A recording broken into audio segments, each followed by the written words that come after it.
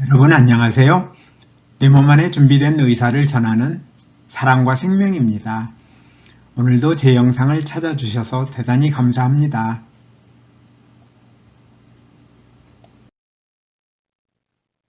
우리에게 가장 무서운 질병이 암이라는 데에 동의하지 않는 분은 많지 않을 것입니다. 많은 사람들이 암을 두려워하는 것은 많은 사람들이 걸리고 치료받아도 잘 낫지 않으며 재발하는 경우가 많고 극심한 고통을 받으며 죽어가기 때문일 것입니다.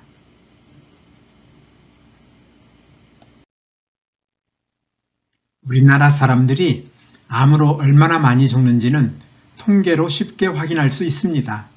2015년 OECD 35개 회원국들의 사망 원인을 보면 순환기 질환이 36%로 가장 많고 다음으로 암이 26%를 차지하였는데 2020년 우리나라 사망자 30만 5천 명의 사망 원인을 보면 암이 27%로 가장 많고 심장질환과 뇌혈관 질환, 고혈압을 포함한 순환기 질환 19.5%와 폐렴 7.3%가 그 뒤를 잇고 있습니다. 우리에게 암이 무서운 질병인 것은 5년 생존율로도 확인할 수 있습니다. 최근 우리나라 암 환자의 5년 상대 생존율은 평균 70.3%이며 꾸준히 향상되고 있지만 췌장암은 12.6%, 담낭 및 담도암은 28.8%, 폐암은 32.4%, 간암은 37%로 여전히 낮은 수준에 머무르고 있습니다.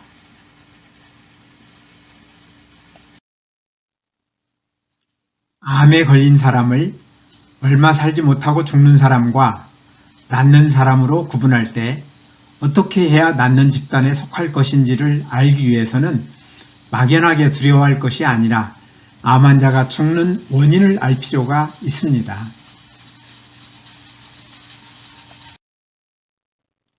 사람들은 암이 암 환자를 공격하기 때문에 암 환자가 죽는 것으로 생각하기 쉬운데 암세포가 세균처럼 사람을 직접 공격하지는 않습니다.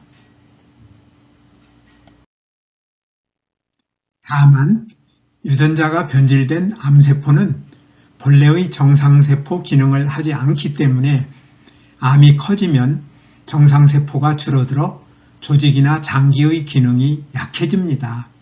또한 암세포는 정상세포가 사용할 자리와 영양소를 차지하면서 지나치게 빨리 성장하기 때문에 조직이나 장기의 기능은 더욱 약해지는 것입니다.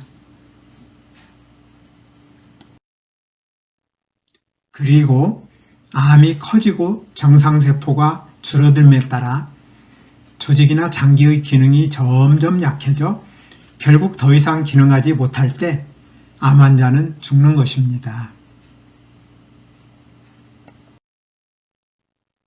위나 대장과 같은 소화기관에 암이 생겨 커져서 막히면 음식이 제대로 통과하지 못하고 소화기능이 떨어져 영양소가 제대로 흡수되지 못하므로 환자는 영양실조에 걸리게 됩니다.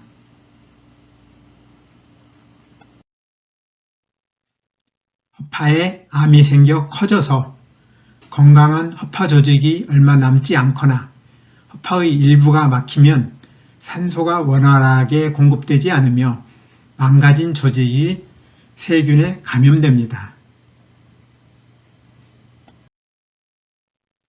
뼈에 암이 생기면 많은 칼슘이 혈액으로 나와 의식을 잃고 사망에 이르게 되며 골수에 암이 생기면 건강한 적혈구와 백혈구의 생산이 부족하여 빈혈에 걸려 산소를 원활하게 공급하지 못하고 세균과 싸우기 어려워집니다.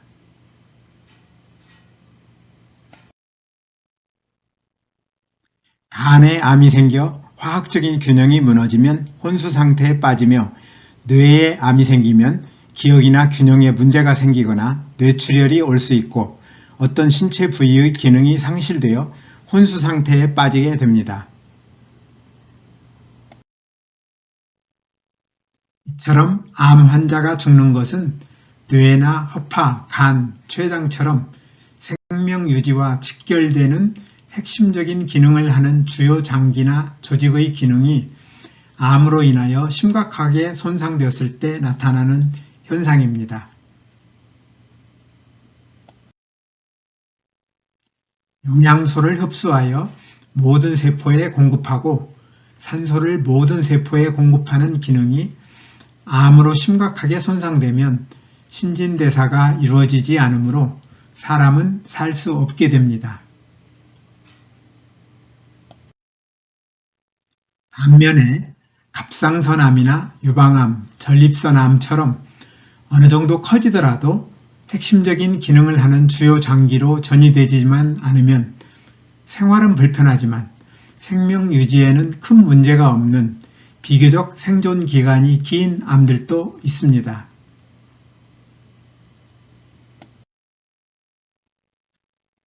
이러한 사실들은 연구 결과로도 확인되고 있습니다. 암 환자의 사망 원인에 관한 미국의 한 연구에 따르면 폐암과 췌장암, 뇌종양 환자는 그 암 때문에 죽을 가능성이 80% 안팎으로 매우 높습니다. 간암과 담낭암, 식도암, 위암, 난소암, 골수암 환자도 확률은 다소 낮지만 그 암으로 죽을 가능성이 50% 이상으로 상당히 높습니다.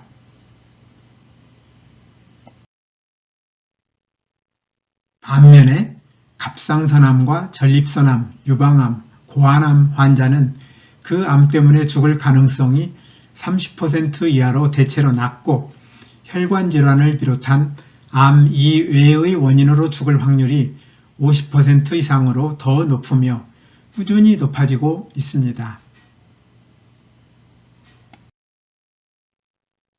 이 연구가 시사하는 바는 암 환자가 모두 그 암 때문에 죽지는 않으며 특히 죽을 가능성이 높지 않은 암에 걸린 환자는 암으로 죽을 가능성보다 다른 원인으로 죽을 가능성이 더 높기 때문에 무조건 암 치료에 목을 매는 것은 현명하지 못하다는 것입니다.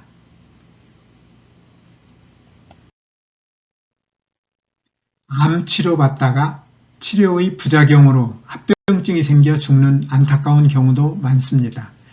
영국 공공건강청과 국립암연구소에 따르면 폐암 환자의 8.4%와 유방암 환자의 2.4%는 항암 치료를 시작한 지 30일도 안 되어 죽었습니다.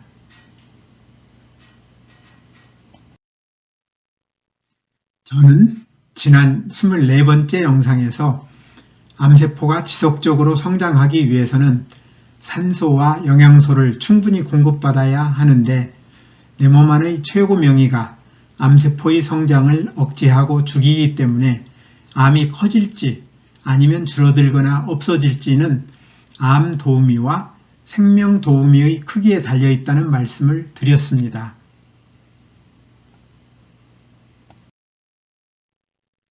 여기에서 암 도우미는 최고 명의의 활동을 방해하는 것으로 잘못된 식사와 육체적인 활동 부족, 물과 햇빛, 산소의 부족, 발암물질 등이 포함되어 있고 생명도우미는 최고 명의가 일하기 좋은 환경을 만들어주는 활동으로 뉴스타트가 있는데 암도우미가 생명도우미보다 크면 암은 커질 것이고 생명도우미가 크면 암은 작아지거나 없어질 것입니다.